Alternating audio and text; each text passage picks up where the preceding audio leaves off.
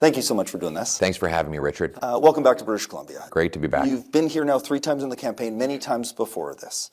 How are you the best person to be Prime Minister for this province, for British Columbia, to serve the concerns and the interests that people here have? Because British Columbians and Canadians need change. After this lost Liberal decade of rising crime and cost of living, we can't afford a 4th Liberal term. We need a new Conservative government that will cut taxes, cap government spending, lock up dangerous criminals, ban the drugs, so that you can afford a nice house on a safe street, protected by our brilliant soldiers under our proud flag. That's what this is really about, change so you can afford a home and food, change so that you're safe in your community. Let's talk housing, one of the things you just mentioned. People in this province are skeptical. They heard going back all the way to Prime Minister Stephen Harper, through Prime Minister Trudeau, to premiers, to mayors who have all said they're going to fix housing in British Columbia. They're going to make it more affordable for people. How is your plan different, and how will you measure success when it comes to housing affordability? First of all, housing was affordable under Prime Minister Stephen Harper. It cost half of what it does now. When I was housing minister, we built 200,000 homes, and the average nationwide cost was $450,000 for a house. And you could rent an apartment in Canada, the average apartment, for $950. So this Liberal housing crisis is the product of the last decade, where they ran money printing, inflation, and immigration out of control, boosting demand, and built up bureaucracies that blocked home building so that we couldn't have supply. That's how Liberals doubled housing costs, and now Mark Carney is doubling down on the same promises. So my plan is to do the opposite. Let's cut the bureaucracy and taxes that drive up the cost of housing. In Vancouver, 60% of the cost of a home is taxes and bureaucracy. So I will axe the federal sales tax on homes up to $1.3 million.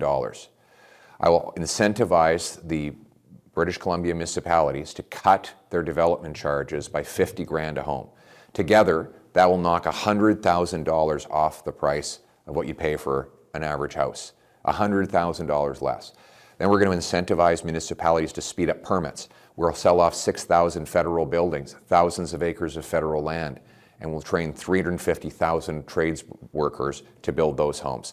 We need change so you can afford a home. Workers, big part of this. Yes. How quickly can you get the workers here? And one of the concerns here, and we've seen organizations pushing to say, well, if we're going to have immigration come into British Columbia, let's make sure that some of those immigrants are trained in building homes, in plumbing, in electricity. Will there be a requirement under your leadership to have certain criteria for immigration to help contribute to building things like homes, hospitals, schools? Yes, because the Liberals broke immigration. They destroyed the system by bringing in over 1 million people a year with nowhere to house them. And that's one of the reasons we have this housing crisis. And many had no skills in home building. So what I'm going to do is we're going to be capping immigration. I will ensure that we never add people faster than we add homes. So the numbers target that I set for this year will always be lower than the number of homes that was built in the previous year. And we're going to target newcomers who have trade skills to build homes.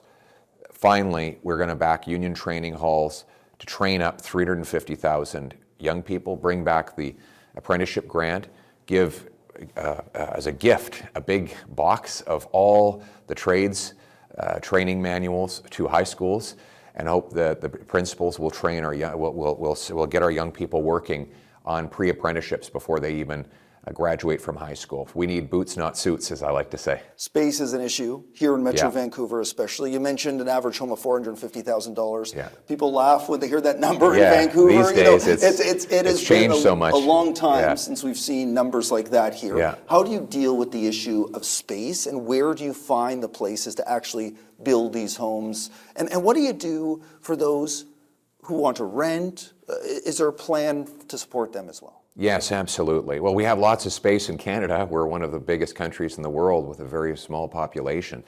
The problem is you've got to get the bureaucracy out of the way to let people build.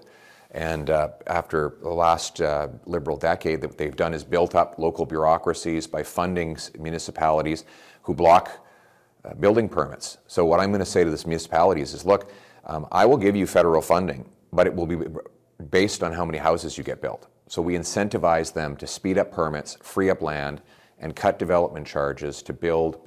As I said, we're also going to axe the federal sales tax, get down the development charges. That will actually stimulate an extra 60,000 homes above and beyond the normal building schedule every single year. So look, the choice you have is, do you want a fourth term of out-of-control housing costs under the Liberals, or do you want to change so that you can actually afford a home? This is a province rich in resources. We have access to liquefied natural gas, we have access to forestry, we have access to mining. There have been many concerns around the way we get those products to market. What would you do to ensure we maximize the use of those resources in BC? Well, we're going to need a change in that area too. The No New Development Law, C-69, the Liberals passed, in which Mr. Carney says he will keep, will prevent us from ever building another LNG plant, another pipeline, another expansion to our ports. Radical environmentalists like Gregor Robertson, they don't want to build anything, and they're going to be in charge if the Liberals get a fourth term. We need to change. My candidate, Alice Ross, he was the guy who helped bring out LNG Canada to Northwest British Columbia, the biggest project in Canadian history. He'll be playing a big role in my government. We're going to repeal the Liberal No Development Law, C-69, give 6-month turnaround time on permits, set up shovel-ready zones that have pre-approved permits so that businesses know they already have a permit as long as they hit the environmental standards to protect public safety. And we are going to, my goal is to approve about 10 LNG plants off the British Columbia coast, with First Nations communities being the primary beneficiaries. They are going to be the richest people in the world, coastal First Nations, if I become Prime Minister, because we are going to unlock our resources, and it is going to be $500 billion of extra resource development over the next 5 years if Canadians vote for a change with the Conservative Party. You mentioned Ellis Ross, member of the Haisla. That is a First Nation that has focused in on resource development. There are other First Nations. He was the First Nations chief for the Haisla, and he was the one that made that project happen.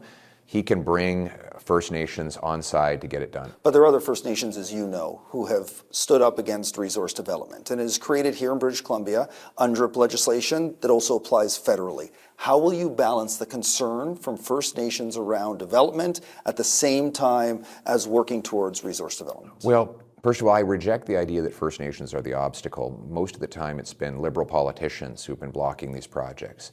It was the Liberals that blocked the Northern Gateway pipeline. Mr. Carney opposed that pipeline. Yeah, but those Silverton protests were driven by First Nations.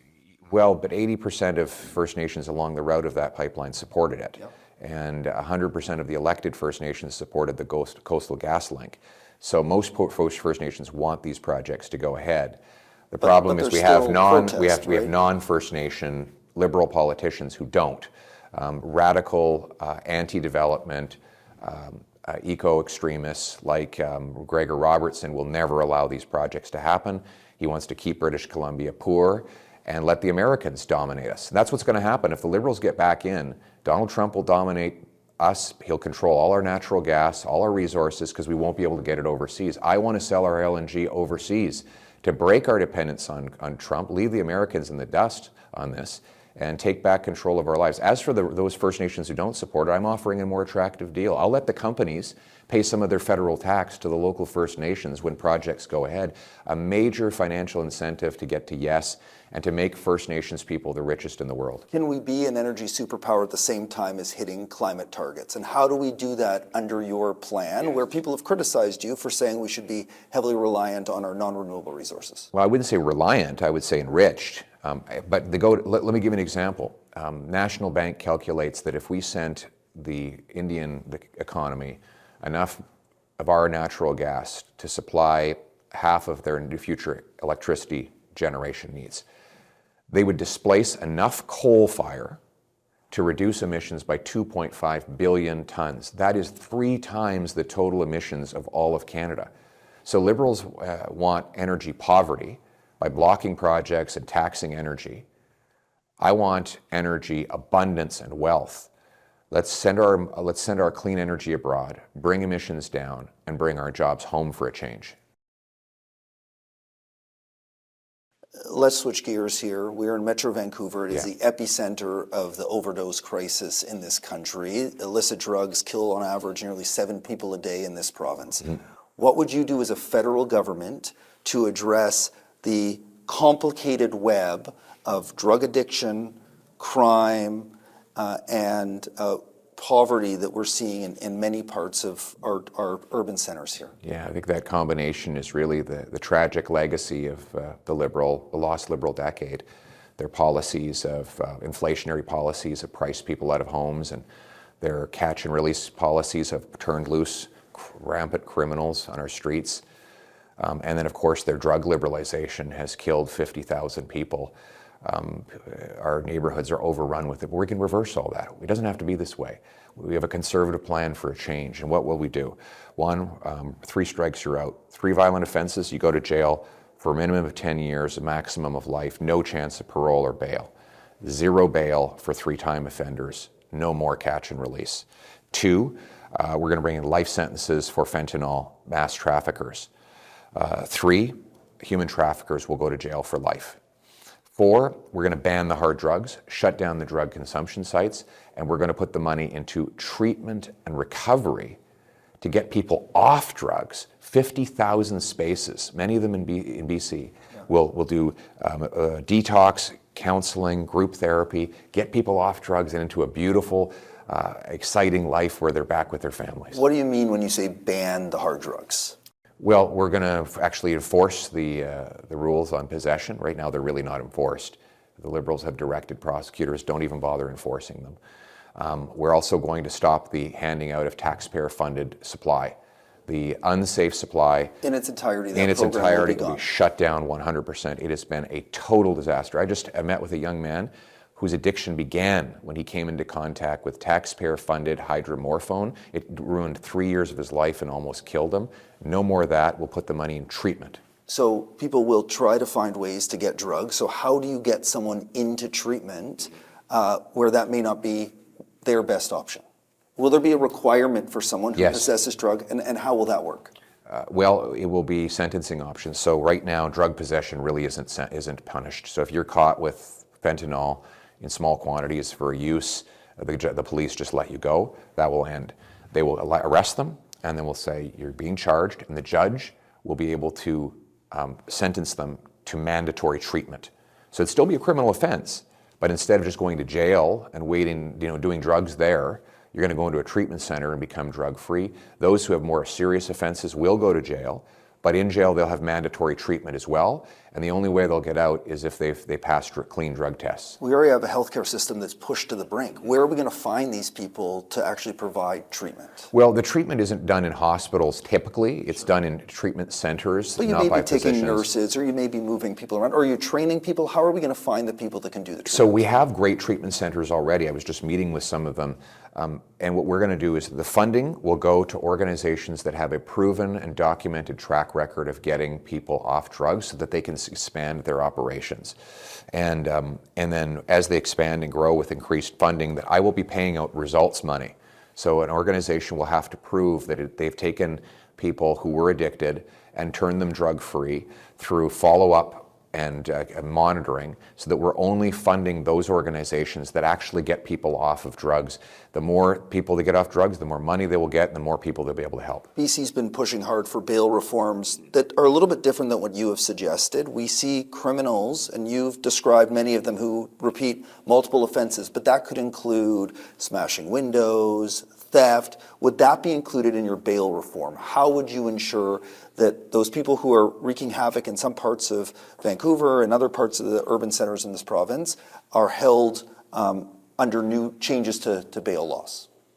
Yeah, we need a change because the Liberals brought in catch and release, C-75. So how does your policy stop catch and release? Well, I just want to tell you what the problem is. Under this Liberal law, judges are required to release offenders at the earliest, quote, the earliest opportunity under, quote, the least onerous conditions. That's why we have the chaos. That's why the police had to arrest the same 40 offenders 6,000 times in Vancouver. I will repeal the Liberal catch and release law, C-75. Carney and Mr. Singh will keep it. Second, I will make 3 strikes you're out law. Once you have 3 prior offenses, you will no longer be eligible for bail. So you're arrested again, they'll say you've already had 3 convictions. There is no bail for you. You're staying in jail until your trial is over and your sentence is complete. That way the revolving door will end. We don't have a lot of criminals in this country. The problem is that the ones we do have are extremely productive. You lock them up, you solve 90% of the crime problem, and that's the only party that will do that. To be clear, Mr. Carney has said he wants to keep the catch and release laws of Justin Trudeau. Nothing will change. It will only get worse under a 4th Liberal term. We need a change so you can feel safe again. Just want to wrap up the conversation with this.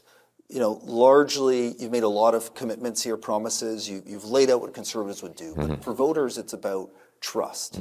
How can they trust you will do this? And also, how can you, and I know we've talked about a lot of issues, but how can people measure whether you're actually accomplishing what you've laid out? So one is a question about before the election, and the other is a question about after. So how can they trust me before? Because I've been saying and doing the same thing for 20 years. When I was part of the Harper government, I helped pass tougher crime laws.